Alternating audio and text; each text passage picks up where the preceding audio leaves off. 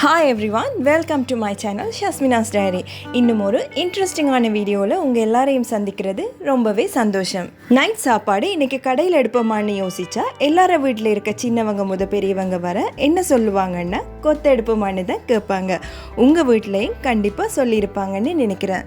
எப்படியுமே மாதத்தில் குறைஞ்சது 2 தடவையாவது வாங்கி சாப்பிடுவோம். அதுவும் யங்கர்ஸ் பார்த்தீங்கன்னா எப்போ பார்த்தாலுமே ஃப்ரெண்ட்ஸ் எல்லாருமே ஒன்று கூடினாங்கன்னா சாப்பிட்ற ஐட்டம் கொத்து தான்.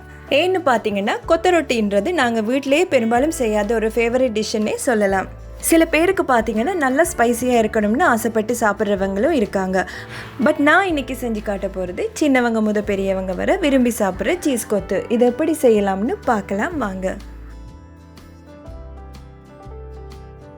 இப்போ இதுக்கு தேவையான ரொட்டியை எப்படி 10-15 நிமிஷத்துலேயே ரொம்ப சாஃப்டாக ஈஸியாக செய்யலாம்னு பார்க்கலாம். இதுக்கு பார்த்தீங்கன்னா நான் 3 கப் அளவுக்கு கோதுமை எடுத்திருக்கேன். அண்ட் அது கூட பார்த்தீங்கன்னா 3 டேபிள் ஸ்பூன் அளவுக்கு எண்ணெய் சேர்த்துக்கொள்ளுங்க. அண்ட் தேவையான அளவு உப்பு, நான் 1 டீஸ்பூன் அளவுக்கு உப்பு சேர்த்துருக்கேன். இப்போ இது எல்லாத்தையுமே இந்த மாவோட மிக்ஸ் ஆகிற மாதிரி நல்லாவே கலந்து விட்டு கொள்ளுங்க. இதுக்கு பார்த்தீங்கன்னா நான் 1 கப் அளவுக்கு சுடு தண்ணி எடுத்திருக்கேன். இப்போ இதை கொஞ்சம் கொஞ்சமாக இதோட மிக்ஸ் பண்ணி விட்டு கொள்ளுங்க. உங்கள் கைகளை போடாமல் இது மாதிரி ஒரு ஸ்பூன் வச்சு நல்லாவே மிக்ஸ் பண்ணி எடுத்துக்கொள்ளுங்க. இதுக்கு நாம் ஏன் சுடு தண்ணி சேர்க்கணும்னு பார்த்தீங்கன்னா நாம் எப்போவுமே எண்ணெயில் ஒரு 6-7 மணித்தியால் ஊற வச்சு இதுக்கான ரொட்டி செய்வோம். அதே அளவுக்கு ரொம்ப சாஃப்டாக அதிக எண்ணெய் இல்லாமல் இந்த ரொட்டியை குறைஞ்ச நேரத்திலேயே செய்திடலாம். இந்த மாவு பிசையும் போது பார்த்தீங்கன்னா நம்ம வளமையாக சேர்க்குற தண்ணியை விட கொஞ்சம் அதிகமாக, ரொம்பவுமே இல்லாமல் இது மாதிரி கைவிடாமல் பிசைஞ்சு எடுத்துக்கொள்ளுங்க. அதாவது இந்த மாவோட பதம் பார்த்தீங்கன்னா ஒரு லேசான கைகளில் ஒட்டும் தன்மை இருக்கும். அதாவது இதுக்கு நீங்கள் உங்கள் கைகளில் எண்ணெயை தடவி இது மாதிரி நல்லாவே பிசைஞ்சு எடுத்துக்கொள்ளுங்க. இப்போ இந்த மாவில் இருந்து ரொட்டி செய்கிறதுக்காக இது மாதிரி சின்ன சின்ன உருண்டைகளாக எடுத்துக்கொள்ளுங்க. இப்போ இது மேலே கொஞ்சம் எண்ணெய் தடவி ஒரு 15 நிமிஷம் இதை மூடி வச்சு ஓரமாக வச்சுருங்க. அடுத்ததாக இந்த கொத்து செய்கிறதுக்கு என்னென்னலாம் தேவைன்றதை பார்த்துடலாம். இதுக்கு பார்த்தீங்கன்னா நான் லீக்ஸ் ஒரு 4-5 இலை இது மாதிரி சின்னதாக கட் பண்ணி எடுத்திருக்கேன். அண்ட் அது கூட ஒரு கறிமிளகாய் இது மாதிரி கட் பண்ணி எடுத்துக்கொள்ளுங்க. அண்ட் அது கூட ஒரு 3 பச்சை மிளகாய் இது மாதிரி பொடியாக கட் பண்ணி எடுத்துக்கொள்ளுங்க. அண்ட் அது கூட ஒரு கேரட் எடுத்து இது மாதிரி நீள வாக்கில் கட் பண்ணி எடுத்துக்கொள்ளுங்க. பார்க்குறதுக்கு ரொம்பவுமே அழகாக இருக்கும். அதோட வெங்காயத்தால் சிறிதளவு இது மாதிரி எடுத்துக்கொள்ளுங்க. அண்ட் ஒரு பெரிய தக்காளி இது மாதிரி நீள வாக்கில் கட் பண்ணி எடுத்துக்கொள்ளுங்க. அடுத்தது ஒரு பெரிய வெங்காயம் எடுத்து இது மாதிரி ரவுண்ட் ஷேப்பில் கட் பண்ணி எடுத்துக்கொள்ளுங்க. இது பார்க்குறதுக்கு இன்னும் ரொம்பவுமே அழகாக இருக்கும். அடுத்தது இந்த கொத்து ரொட்டி செய்கிறதுக்காக நான் சிக்கனை இது மாதிரி சின்ன சின்ன பீஸாக கட் பண்ணி பொரிச்சு எடுத்து வச்சுருக்கேன். அண்ட் அது கூட பார்த்தீங்கன்னா இந்த சிக்கனை மிக்ஸ் பண்ணுறதுக்காக நான் கொஞ்சமாக சிக்கன் கறி எடுத்தும் வச்சுருக்கேன்.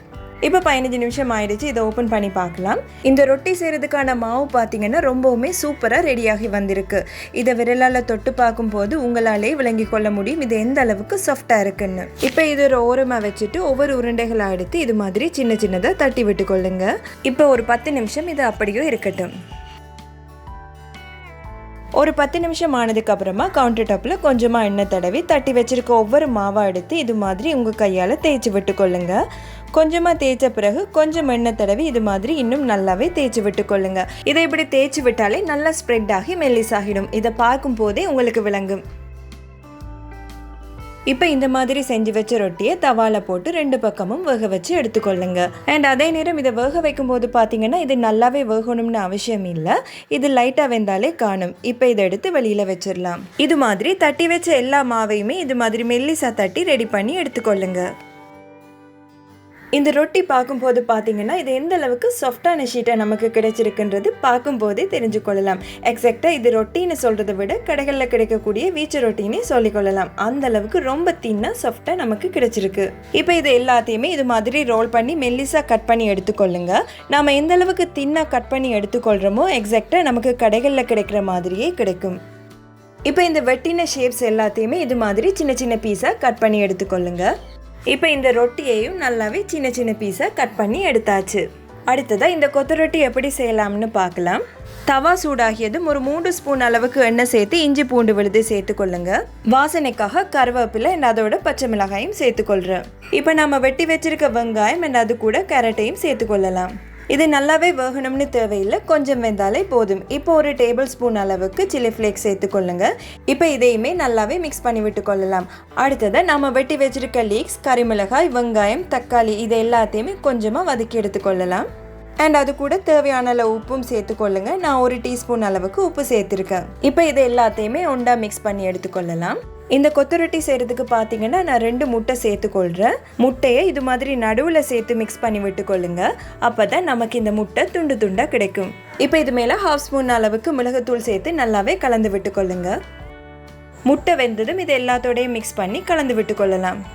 அடுத்ததாக நாம் பொரிச்சு எடுத்து வச்சிருக்க சிக்கன் பீஸையும் இது கூட கலந்து விட்டுடலாம். இப்போ எல்லாத்தையுமே நல்லா மிக்ஸ் பண்ணி எடுத்துக்கொள்ளுங்க. அடுத்ததாக நம்ம வெட்டி வச்சிருக்க ரொட்டி துண்டுகளை இதோட சேர்த்து நல்லாவே மிக்ஸ் பண்ணி எடுத்துக்கொள்ளலாம். இப்படி நம்ம மிக்ஸ் பண்ணி விட்டதுக்கு அப்புறமா நாம் செஞ்சு வச்சிருக்க கறியை இதோடு சேர்த்து இன்னும் நல்லாவே கலந்து விட்டுடலாம். அடுத்ததாக பார்த்தீங்கன்னா இதுக்காக நான் மில்க் சேர்த்துக்கொள்றதுக்காக 1/2 கப் அளவுக்கு ஃப்ரெஷ் மில்க் எடுத்திருக்கேன். இதையும் நல்லாவே கலந்து விட்டுக்கொள்ளுங்க. இந்த பால் சேர்க்கும் போது பார்த்தீங்கன்னா இந்த கொத்து ஒரு க்ரீமினஸாகவுமே நல்ல ஒரு டேஸ்டியாகவுமே உங்களுக்கு கிடைக்கும். இப்போ இது எல்லாத்தையுமே இது மாதிரி 2 ஸ்பூன் வச்சு நல்லாவே மிக்ஸ் பண்ணி விட்டுக்கொள்ளுங்க.